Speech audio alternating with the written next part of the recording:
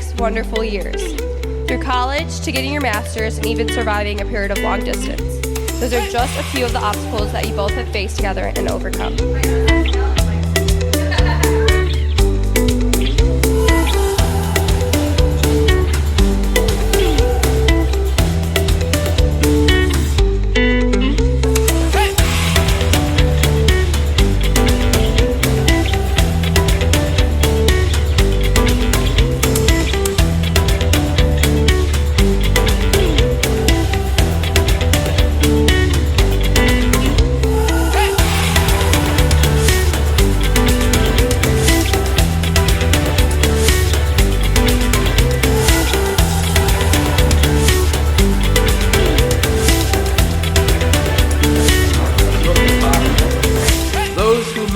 Are called to a way of life marked by grace, fidelity, and mutual respect as they bear one another's burdens and share one another's joys. As Rachel and Connor make their promises today, families are joined, friendships are strengthened, and a new community of love is formed.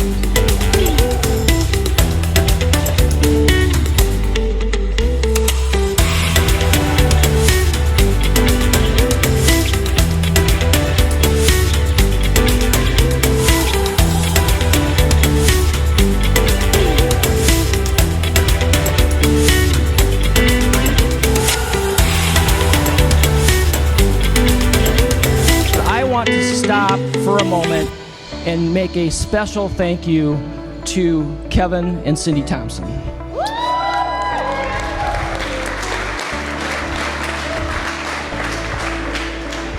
You guys did a fabulous and fantastic job of raising one Connor Maxwell Thompson.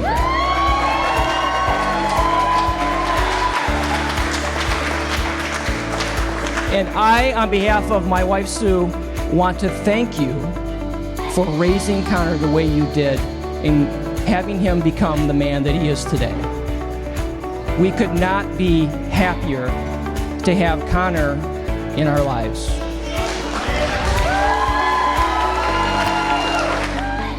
You've been on a journey from the day that you met each other, and you have had a love that has grown through all of the times that you've been together and the times that you were separated by distance for study. And in all of that, the love that God gave you has grown and brought us to this moment.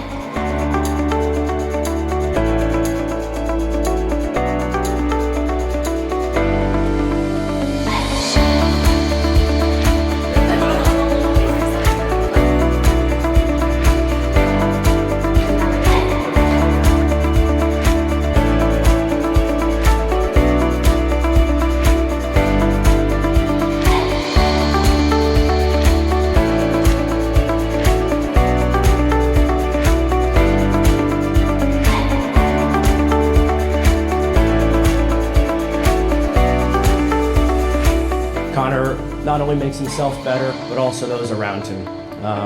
Not surprisingly, he's transitioned quite seamlessly into teaching, where he can combine his passion for U.S. history and overall leadership skills to help his students learn in a fun and creative atmosphere that makes them not just better students,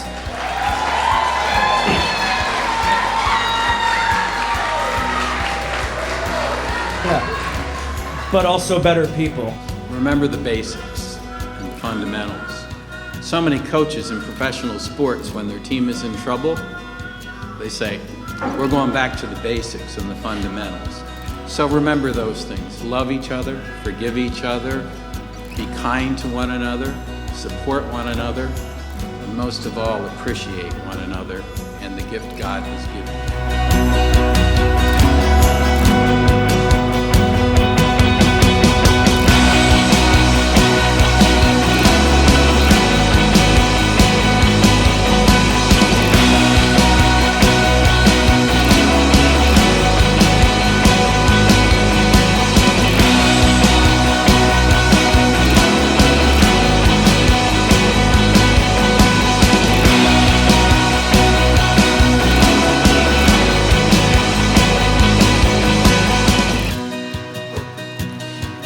It seems so long since those days in Emmons Study Hall when we would slyly use the excuse, "Can you watch my stuff?" as a means of talking to one another. Or maybe that was just me because you were the pretty one. The first time we actually sat together, you were on the verge of having a nervous breakdown because you didn't know which Justin Bieber tickets to buy your sister for her birthday. I remember sitting there in the study lounge and thinking to myself, wow, someone who loves their family this much and who spends this much time studying must be a very special person.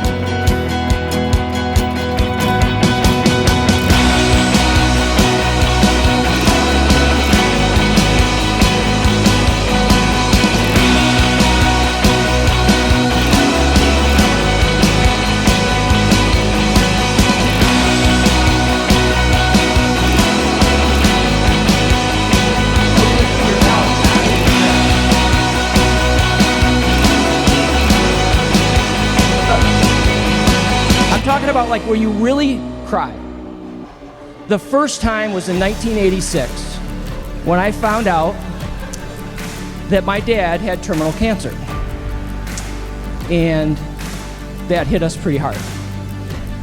And Rachel is very fond of saying, "You are such a great dad and you do so many great things." And I want to take this time to say, Rachel, I can't take credit for all of that. Because your grandfather, who you never met, is the reason that I am the father that I am today, and he is the reason that a lot of the things that you are the way they are today. And my dad, I know, would have just absolutely adored you and loved you so much. And I know he's looking down on us today. And we are so fortunate that my mom is still with us, and my mom is here today to be able to celebrate her granddaughter and her wedding. And Mom, this goes out to you as well. Thank you, and Dad, for raising me the way that you raised me so that I could raise Rachel to be the person that she is here today. And of course, along with her mom.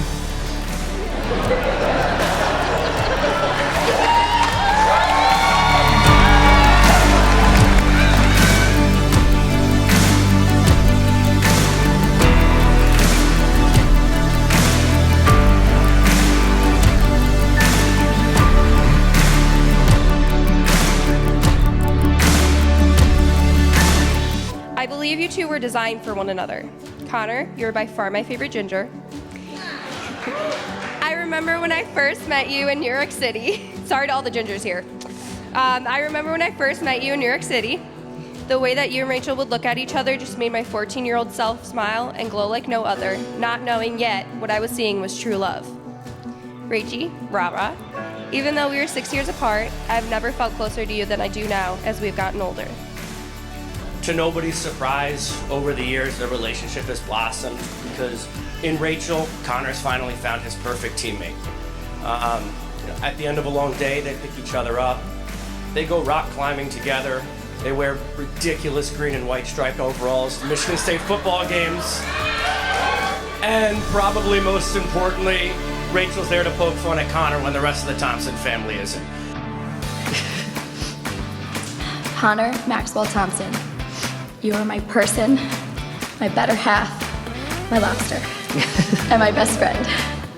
I had no idea how truly happy I could be or how fully I could love someone until I met you. You are the biggest blessing in my life, and with you, my days are always full of fun and laughter. I love how we are better together than we are as individuals because we support and complete each other so perfectly and form the ultimate team. I adore you completely, and any day spent with you is my favorite day. I love that you are kind, honest, intelligent, and brave. I love that you show me the utmost respect as a woman and as a partner, and that you love me despite my crazy type A traits. I love you for your bad jokes and because you think you're so funny.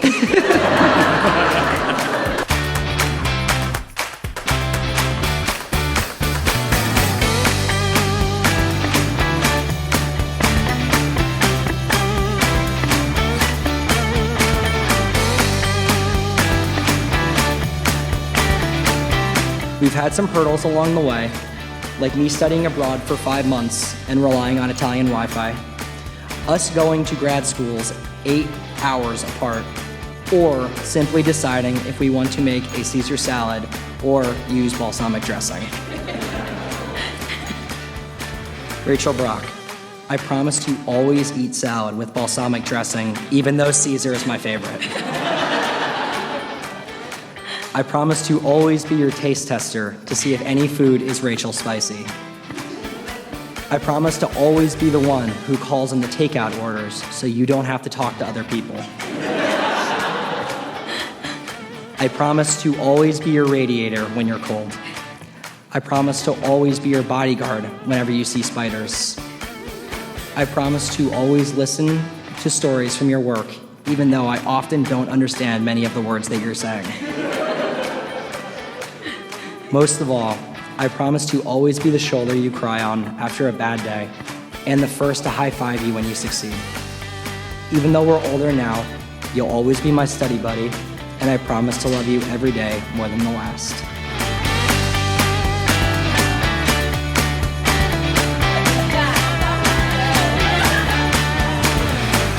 I've definitely had some amazing relationships to look up to within my family. My Nono and Nana, who sadly aren't here today, have been they're not dead, they're just not here. I didn't want to let sorry.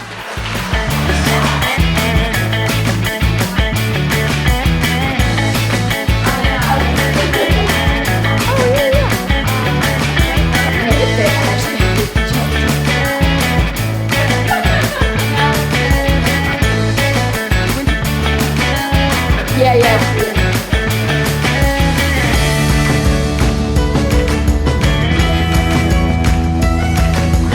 I love that you can always make me laugh and that you know exactly how to calm and comfort me. I love how caring and selfless you are, whether it's making me tea or spending hours preparing a fun lesson for your students or doing something special for your family.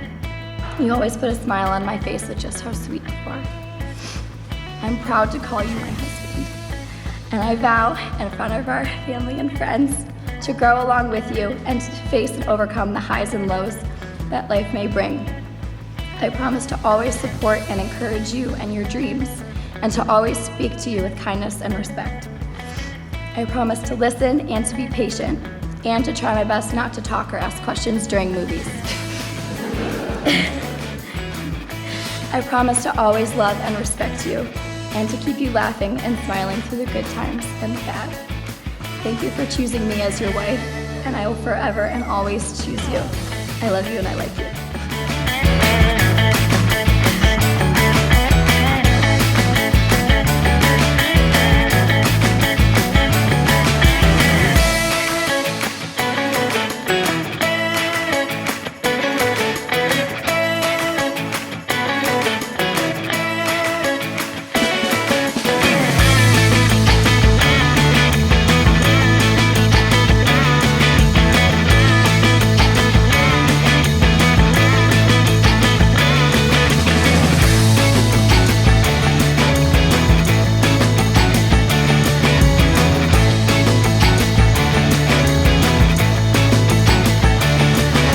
That I did not want to see Rachel's wedding dress at all.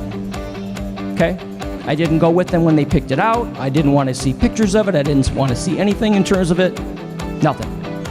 I wanted to see Rachel's wedding day today when she was wearing it for the day on the day that she was going to be married.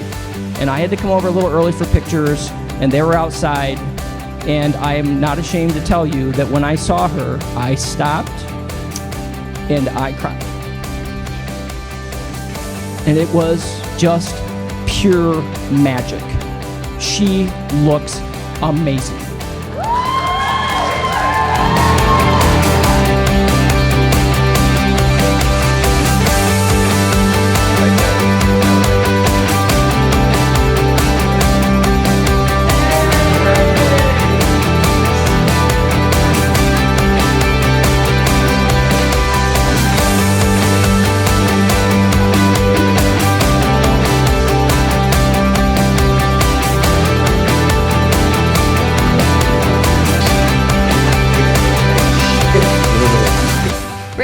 picked a great one.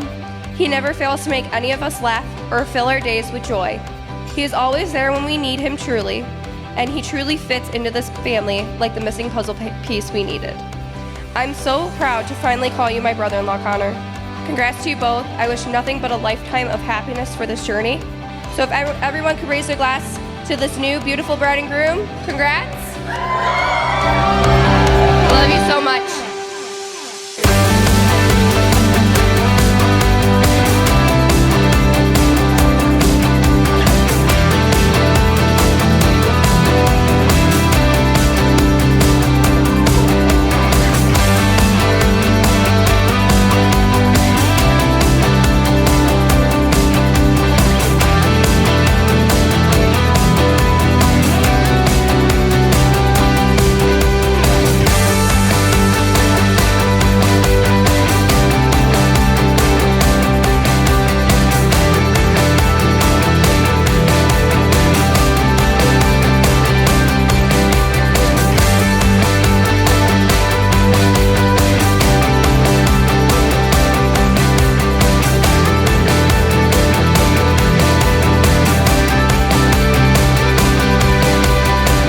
5 is halfway between 1 and 10. 5 to me means compromise. And a successful marriage is all about compromise and communication. So, my toast to you, and if everyone would raise their glasses, please, is that I hope throughout your married life that you remember the number 5. Cheers, everyone.